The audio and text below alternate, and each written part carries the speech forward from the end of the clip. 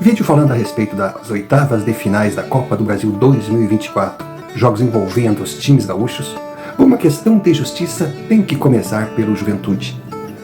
Zebra, para quem não conhece o trabalho a longo prazo colocado em prática pelo clube caxiense. Agora, quem acompanha a realidade dos jaconeiros sabe que hoje o Juventude colhe o resultado de um trabalho consciente e muito bem feito. Consciente de suas limitações financeiras, o Clube de Caxias montou um elenco mediano e, para alcançar a principal meta de 2023, que era voltar à elite do futebol, apostou no trabalho do jovem e desconhecido treinador Thiago Carpini. Um técnico em início de carreira, pouco conhecido, ainda no segundo escalão. Chegou, analisou o que tinha em mãos, teve paciência, critério e conhecimento, pois essa é a grande vantagem dos técnicos que estão surgindo. Eles acompanharam a evolução do futebol mundial, enquanto os medalhões continuam ainda vivendo no século XX. Então o treinador chegou em silêncio, trabalhando muito, e montou um esquema que se adequasse aos atletas que tinha em mão. Juventude se tornou uma equipe sem aquele brilho individual, mas com um conjunto com cada jogador em campo sabendo exatamente o que tinha que realizar. Foi longe.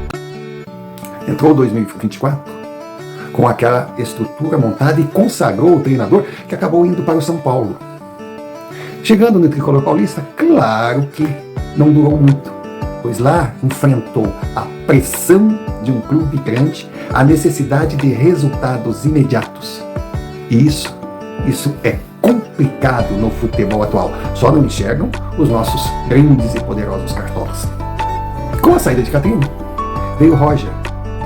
Roger encontrou uma estrutura montada, colocou um pouco daquilo que ele entende de melhor para o futebol, mas manteve a base. O time continuou fazendo o que dele se esperava. Aí, de repente, outro gigante chega, o Internacional, tira Roger do Alfredo Jaconi. E agora, o treinador no Colorado, ele deve trilhar o mesmo caminho de Catrine, pois a cobrança é gigantesca e ele não teve tempo ainda nem de começar a trabalhar e tem que mostrar resultados.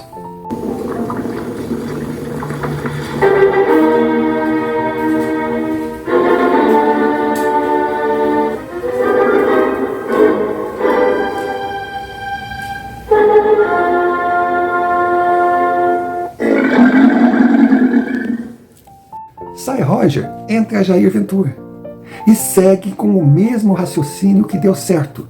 Time que está ganhando não se muda. Então o Juventude, montado em 2023, foi aprimorado por Roger e agora está no ápice com Jair Ventura.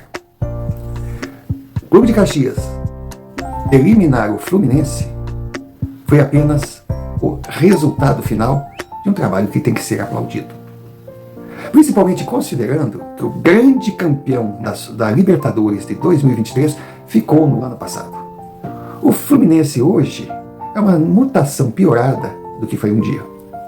Até onde o Juventude irá chegar na Copa do Brasil não se sabe, mas a certeza é que ele chegou bem além do que se esperava.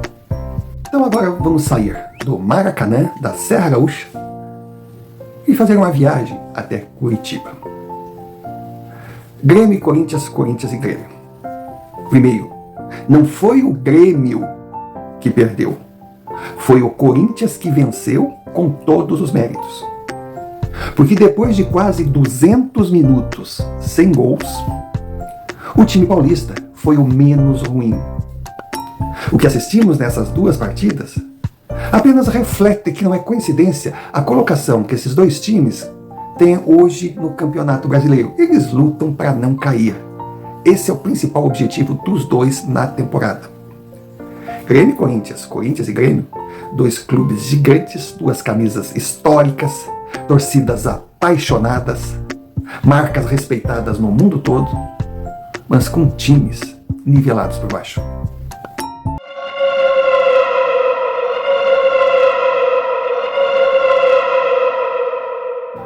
Mas aonde eu vi superioridade no Corinthians? Simples. O Corinthians é limitado, mas o Grêmio de Renato é água de salsicha. Vamos começar pelo goleiro. Hugo, Corinthians, Marquezin, do Grêmio. Dizer que Marquezin foi culpado pela eliminação seria, sem dúvida alguma, uma grande injustiça. Graças a ele, o Grêmio não foi eliminado dentro da bola correndo. Ele fez defesas importantes. Só que todos que conhecem um pouquinho de futebol e da história dos dois goleiros sabiam: se o Corinthians levasse a decisão para os pênaltis, estaria classificado. Porque Hugo é pegador de pênaltis. Marquezin é patético nesse quesito. Não existe C no futebol. Mas eu tenho consciência, certeza absoluta, que se Kaique fosse o goleiro do Grêmio, a forma que os corintianos bateram, ele pegaria todas. Agora, viram as cobranças dos gremistas? Aquele chutão? O de Reinaldo deu certo, entrou na gaveta. Golaço de pênalti. Os outros foram por cima da trave. Mas por que esse desespero de botar a bola no limite? Porque os jogadores sabiam: Hugo, além de ser grande, ele não pula antes. Então, se for bem batido, a bola entra, mas ele dificilmente cairá para o outro canto. Então, só a presença de um goleiro assim, que também era o Dida, por exemplo, o Cássio, já faz a perna do cobrador tremer. O gol fica desse tamanhinho. E é assim, ou foi assim, que os jogadores gremistas deram a corridinha antes de chutar em gol. Eles queriam desarticular a reação do goleiro. Não era à noite, a bola foi na lua. Não. Uma hora, um gremista iria perder. Porque o goleiro, ele estava na bola em todas. Já Marquezin é patético. Quando o assunto é pênalti, ele parece um goleirinho início de carreira. Poxa, analisem. Todas as cobranças dos corintianos foram com os jogadores caminhando antes de chutar e batendo fraco. Vocês acham que foi coincidência? Claro que não. Basta caminhar olhando para Marquezin. Segundos antes da bola sair da marca do cal, o goleiro argentino escolhe um canto e pula. Aí é só tocar no botão. Então o Grêmio, a água de salsicha do grande Renato Portaluppi, entrou com a responsabilidade de definir nos 180 minutos. Só que o Corinthians foi melhor que o Grêmio nas duas partidas. Em São Paulo, quando jogaram 10 contra 10, e em Curitiba, quando o Corinthians tinha 11 em campo e o Grêmio 10. Porque eu falo assim, porque com o Reinaldo, o Grêmio já entra em campo com 1 a menos. Ah, é perseguição? Eu tenho obsessão em criticar o cara? Não. Agora Renato Portaluppi descobriu a pólvora, 3 zagueiros. Bom, deu uma consistência melhor para o fraco sistema defensivo do time do Maitá. Inclusive, um dos zagueiros faz a cobertura na lateral esquerda. Na verdade, um dos zagueiros é o lateral. Assim não sobrecarrega tanto o atacante do lado esquerdo, ou Gustavo Nunes, ou Soteldo, e dá liberdade para Reinaldo fazer o que ele tem de melhor, apoiar. Aí eu pergunto, é isso que ele tem de melhor?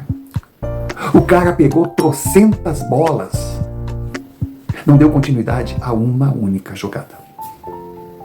Então o Grêmio já entrou torto. E voltando ao goleiro, o goleirinho do Corinthians está lutando para ficar no clube de Itaquera, que está só por empréstimo, com certeza ficará. Aí saiu consagrado, mas qualquer goleiro sai consagrado jogando contra o Grêmio. Porque para o Grêmio falta treino de fundamento e finalização. E a última bola é uma fragilidade dessa equipe que salta aos olhos. Só que o Grêmio não treina. Então, o tricolor não teve sorte? Por favor, não coloquem sorte e azar nessa decisão. O Grêmio foi incompetente ao finalizar. Prestem atenção.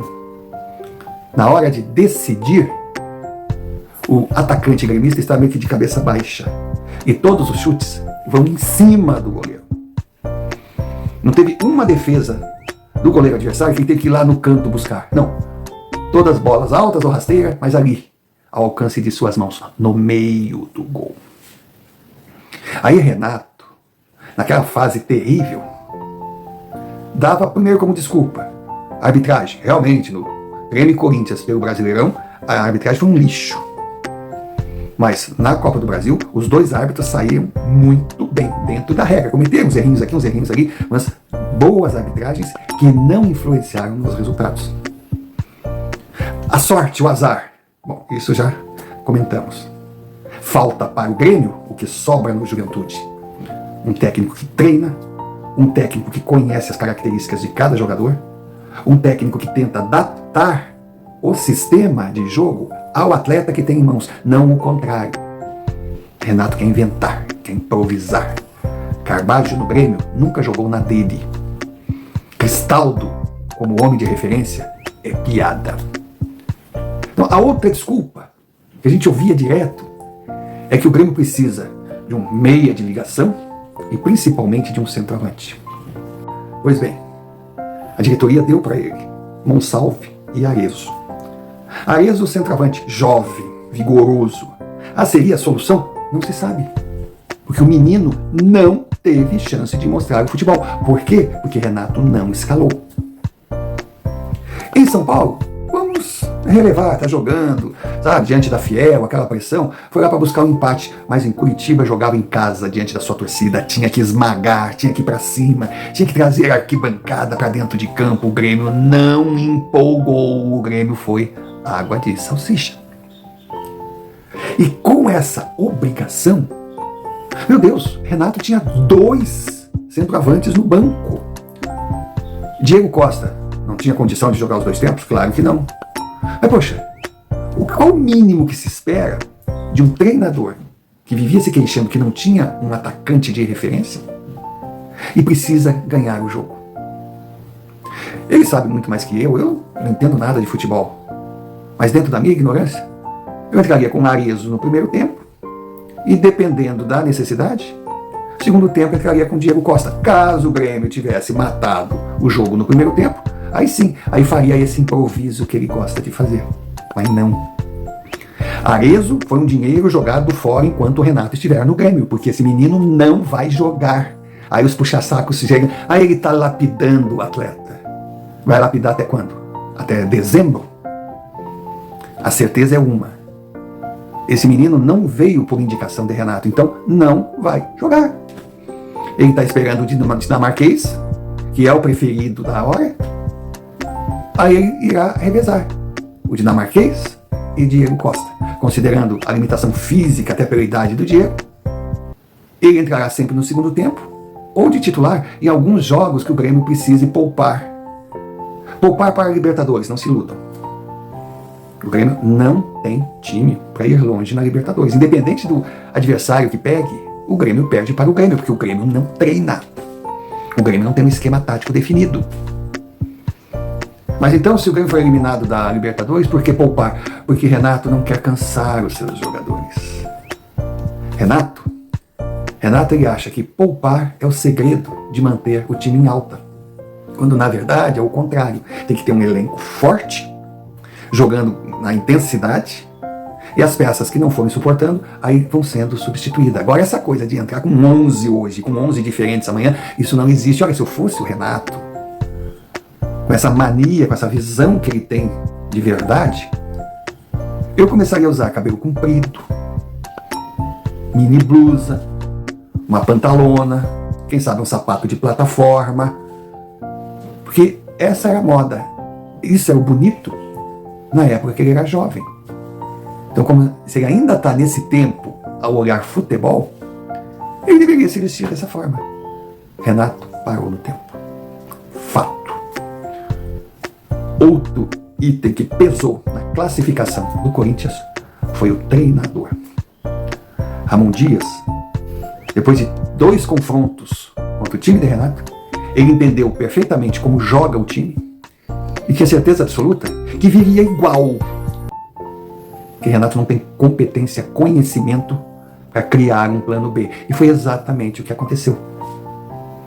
Aí, Ramon, entrou com reservas para poupar, porque ele está mais preocupado com o Brasileirão, mas colocou 2, às vezes até 3, em cima de Soteldo.